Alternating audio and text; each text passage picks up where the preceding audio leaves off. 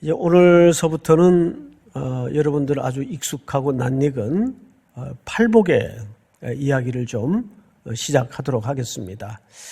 오늘 말씀의 제목이 새로운 복입니다. 새로운 복. 새로운 복이라고 제목을 다른 이면에는 옛날 복, 그리고 그 시대 사람들이 기본적으로 가지고 있었던 고정관념 또는 잘못 알고 있었던 복에 대한 이해를 일소하고, 예수님은 도대체 무슨 복을 어떻게 설명하고 싶었던 것일까를 오늘 이 말씀 들어가기 앞서서 여러분들과 함께 나누어 보도록 하겠습니다. 우선 당시에는 크게 두 가지 사조가 있었습니다. 헬레니즘이라는 문화의 영향권이 있었고, 또 아시는 것처럼 성경의 역사와 배경을 이루고 있는 유다이즘이라는 사조가 있었습니다. 이 두 영역에서 이해하는 복의 의미를 이해해야 정말 예수님이 가르쳐 주고 싶었고 말하고 싶었던 참된 복의 의미를 바로 이해할 수가 있습니다. 우선 당시에 세계 모든 주도권은 로마가 장악하고 있었지만 정신적인 지배는 헬레니즘이라는 문화의 지배 아래 온 세계가 푹 젖어 있었어요. 그래서 헬레니즘이 갖는 복의 의미는 이렇습니다. 정의를 하자면 이 마카리오스, 오늘 이 헬라말로 기록된 이 성경 자체가 그리스어로 기록을 했죠. 마카리오스라는 이 복이라는 말은 사실 아리스토텔레스가 최초로 사용한 개념입니다. 이 당시 그리스 사람들은, 또 헬레니즘 문화의 영향권 아래 있었던 사람들은 복을 이렇게 정의했어요. 신들에 의해, 복수죠. 신들에 의해 얻어지는 것으로서 부 혹은 근심과 염려가 없는 상태를 말한다. 그러니까 여기에는 정신적인 것도 있고 심적인 것도 있고 물질적인 것도 내포되어 있어요.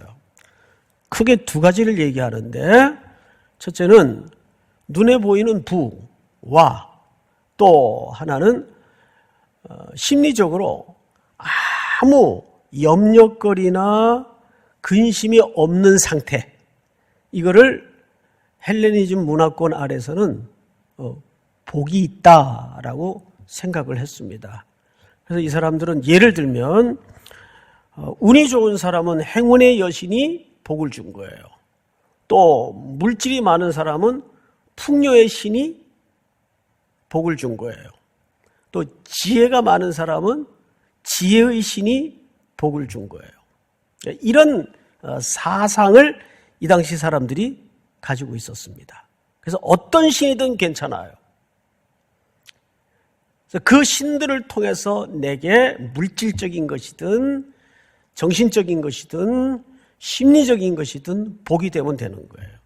이것이 헬라 문화권에 살았던 세계 시민이 갖는 복에 추구하는 가치관이고 방향이었습니다. 사실상 커다란 의미에서는 유대 사람들도 이 문화권의 영향력 아래 영향을 받고 있었습니다. 그런데 여기에는 독특한 또 다른 이면이 하나 녹아져 있습니다. 유대인들은 그 복의 뿌리가 사실은 구약에서부터 시작이 됩니다. 자, 우리 시편 1편을 한번 볼까요? 1편에 보면 복 있는 사람은 악인의 꾀를 따르지 아니하며 주인의 길에 서지 아니하며 오만한 자들의 자리에 앉지 아니하고 오직 여호와의 율법을 즐거워하여, 율법이 강조되죠. 그의 율법을 주야로 묵상하는도다. 우리 3절을 한번 같이 읽어보십시다. 시작. 그는 시냇가에 심은 나무가 철을 따라 열매를 맺으며 그 잎사귀가 마르지 아니함 같으니 그가 하는 모든 일이 다 형통하리로다. 예, 이거를 이제 종합해 보면 유대인들은 그 복의 사상과 복의 뿌리가 율법이라는 구약에서부터 근거를 두고 있어요. 그래서 이 복을 유대인들은 어떻게 이해를 가졌는가 하면 신이 주시는 내적 평안함을 계승하는 것이다. 그러면서 즉 의로움, 죄사함, 경건함 이것이 율법이라는 토라를 통해서 내게 주어진다는 복의 개념이에요. 그래서 이분들은 그 복을 얻기 위해서, 그 복을 누리기 위해서 불철주야 하나님의 말씀에 매달리기 시작합니다. 그러다가 이들이 가장 어두운 시기라고 일컬어질 수 있는 400년간의 중간기를 지나가요. 이 중간기를 지나가면서 유대인들이 갖는 복의 이해가 조금 변형이 됩니다. 어떻게 변형이 되냐면 중간기라는 시대 자체가 어떤 시대인가 하면 아수르, 바벨론, 시리아 또는 헬라, 로마 이 제국들에 의해서 수탈당하고 쫓겨다니고 빼앗기고 어두운 시간 내내 전쟁이라는 과정을 겪으면서 고통당하고 있던 사람들이에요. 누가? 유대인들이. 그래서 온전한 자유도 없었고 고난의 연속이었습니다. 하나님의 말씀도 덮여있던 때예요. 그래서 이들이 그런 시대적 영향력 때문에 어디로 나갔는가 하면 광야로 나갑니다. 에세네파 이론들이 만들어지고 그 속에서도 더 경건을 추구하는 쿰란 공동체가 만들어지면서 유대 광야로 들어가서 더 하나님의 말씀에 붙잡히기 시작합니다. 그래서 말씀을 읽고 말씀을 공부하고 그러면 하나님이 그들에게 복을 준다고 생각을 했어요. 그래서 그들은 그 복을 이렇게 정리합니다. 인간이 이 세상에서 겪는 불행을 극복해서, 여기서 말하는 불행이라는 것은 그들이 여러 제국을 거쳐가면서 수탈당했던 고난의 역사를 얘기하는 거예요. 인간이 이 세상에서 겪는 불행을 극복해서 신의 본성과 손길이 닿는 내적 상태, 이걸 복이라고 이해를 가졌습니다.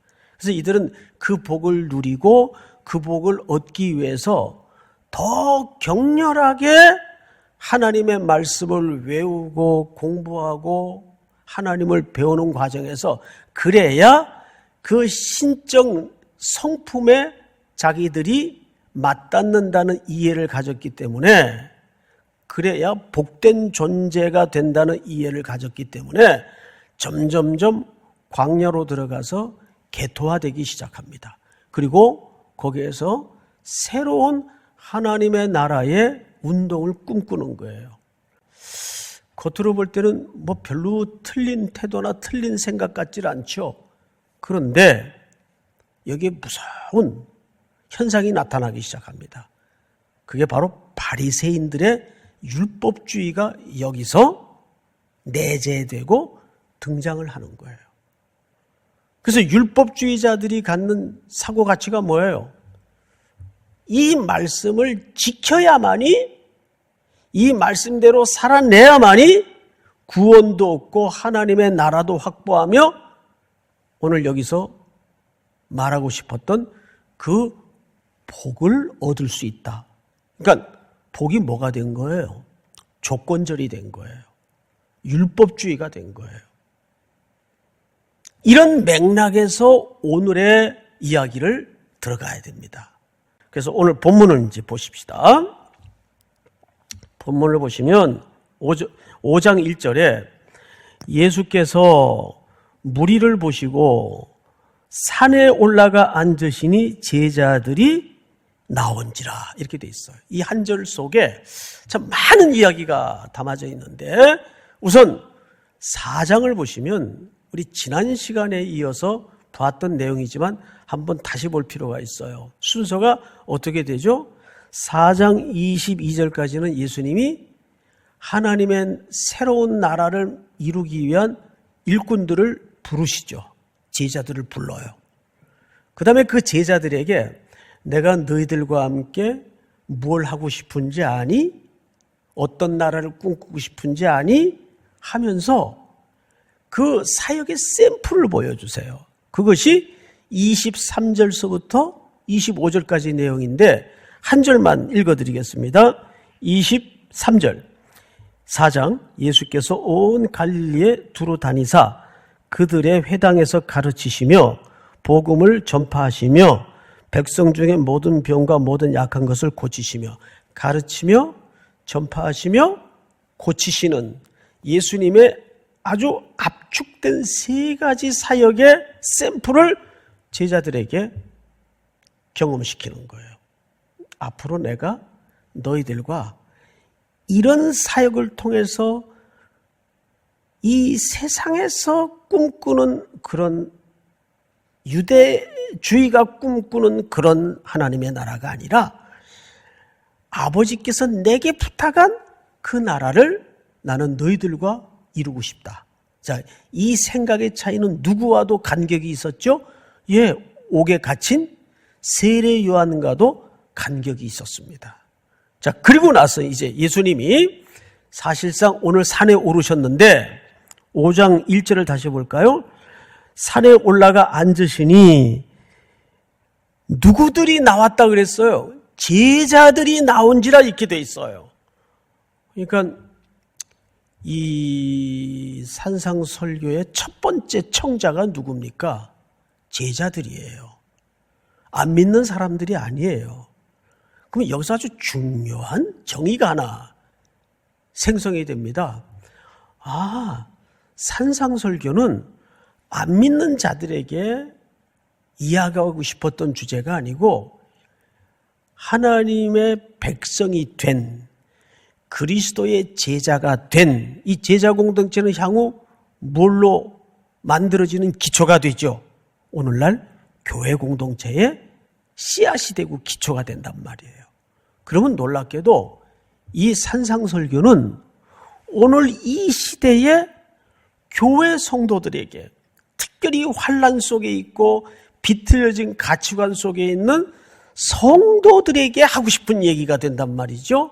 자, 그런데 5장 1절에 또 한 켠에 더 드러내야 될 중요한 내용이 하나 있습니다. 5장 1절을 다시 보세요. 예수께서 무리를 보시고 어디에 올랐다고 돼 있죠? 산에 올라가 이렇게 돼 있어요. 자, 올라갔어요. 그리고 이제 쭉 지금부터 산상에서 설교를 하세요. 그래서 이게 산상설교라고도 하고 또 팔복강화라고도 해요. 자, 그런데 7장을 볼까요? 7장으로 건너가서 7장이 아니고 8장 1절을 보세요. 8장 마태복음 8장 1절. 여러분 천천히 뒤로 한 석 장만 넘겨보시면 마태복음 8장 1절이 되어 있어요. 예수께서 산에서 내려오시니 여기까지가 팔복의 이야기예요. 이제 예수님이 산상설교를 다 하고 난 다음에 산에서 내려오신 겁니다. 내려오시자마자 어떤 일이 벌어지는가 잘 보세요. 8장 2절 한 나병 환자가 또 백부장이 하인의 병을 위해서 산에서 내려오시니까 수많은 환자들이 예수님에게 고쳐달라고 고통과 신음을 묶어서 주님 앞에 나오고 있는 거예요. 산에서 올라가셔서 산에서 내려오셨다 이렇게 돼 있어요. 산 아래 풍경은 수많은 고통과 눈물과 한숨과 절망으로 가득한 현장이에요. 그런데 누가복음에 보면 누가는 이렇게 썼어요. 누가복음 6장 17절을 한번 보십시다. 예수께서 그들과 함께 내려오사 이렇게 돼 있죠. 내려오사. 어디선가 내려오셨어요. 그리고 분명히 성경은 평지에 서시니 그 제자의 많은 무리와 예수의 말씀도 듣고 병고침을 받으려고 유대 사방과 예루살렘과 두로와 시돈의 해안으로부터 온 많은 백성도 있더라. 자, 건너뛰어서 다음 절 한번 20절. 예수께서 눈을 들어 제자들을 보시고 이르시되 너희 가난한 자는 복이 있나니, 그리고 누가복음판 8복음 강화를 설교를 시작하셨어요. 그래서 누가는 이거를 산상설교라고 하지 않고 평지설교라고 해요. 자, 여기 이제 문제가 하나 턱 걸리죠. 뭐냐면 이상하다. 같은 팔복의 이야기인데 마태는 산 위에서 설교를 했다고 기록을 했고 누가는 평지에서 했다고 기록을 하고 있어요. 어느 버전이 맞나? 우리 누가복음 마저 한번 읽고 이야기하십시다. 누가복음 7장 1절. 다 같이 한번 읽어볼까요? 시작. 예수께서 모든 말씀을 백성에게 들려주시기를 마치신 후에 가버나움으로 들어가시니라. 여기서 모든 말씀을 마쳤다는 말은 팔복 설교를 다 끝냈다 그 말이에요. 그리고 마을로 바로 들어가십니다. 틀림없이 평지에서 하신 게 맞아요. 그럼 도대체 마태복음은 왜 산에 올라가, 내려오사 이런 표현을 썼을까? 여기에는 매우 중요한 신학적 이해를 갖고 본문을 봐야 돼요. 항상 산은 무엇이 수요되는 상징적인 산인 것을 이스라엘 사람들이면 다 알고 있을까요? 모세가 구원받은 백성들에게 하나님의 말씀을 신의 산에서 받아 내려왔어요. 그리고 구원받은 백성들에게 그 새로운 공동체의 새로운 질서와 새로운 가치관, 모든 애굽의 400년 동안 쪄들었던 그 우상 문화의 찌꺼기를 다 걷어내고 그 백성들의 이해와 가치관 속에 신의 산에서 받아 내려온 뭐를 집어넣어야 돼요? 새로운 질서, 새로운 세계관, 새로운 가치관, 하나님에 대한 이야기를 집어넣어야 된단 말이에요. 그래서 비록 나지막한 언덕이지만 마태는 그 유대인들의 이해를 너무 잘 알고 있기 때문에 그 나지막한 언덕을 어떻게 산에 오르사. 그러면 이들은 벌써 그 말씀을 들으면서 무엇을 연상했을까요? 구약의 그 모세가 홍해를 건너 구원받은 이스라엘 백성들을 위해서 신의 산에 올라가 하나님의 율법을 받아가지고 내려와 하나님의 말씀을 통해 우리를 가르치고 우리를 인도했던 것처럼 이거를 이스라엘 사람들이면 누구나 다 연상을 한단 말이에요. 그래서 이런 표현에 큰 차이가 있어 보이는 거지 사실은 하나의 이야기를 하는 거예요.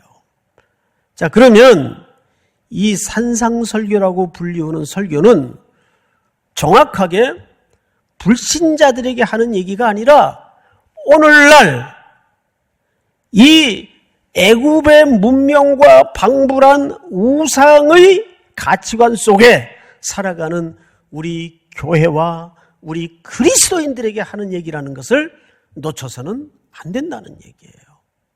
자, 그러면 여기에서 예수님이 첫 번째 꼭지를 뭘로 잡았는가? 복이라는 주제를 꺼냈어요. 우린 지금부터 이 복에 대해서 그런 맥락에서 새로운 이해를 가져야 되는데 사실상 제목은 새로운 복이지만 새로운 복입니까? 원래 빗발했던 잘못 이해하고 있었던 복을 되찾는 겁니까? 그렇습니다. 빛바래고 잘못 퇴색되었던 복의 의미를 닦아내고 걷어내서 원래 성경에서 말하고 싶었던 복의 의도를 되찾아내는 겁니다. 미국에 딱 도착을 하면 공항이나 이 길거리에 가장 많이 눈에 띄는 사인판이 하나 있어요.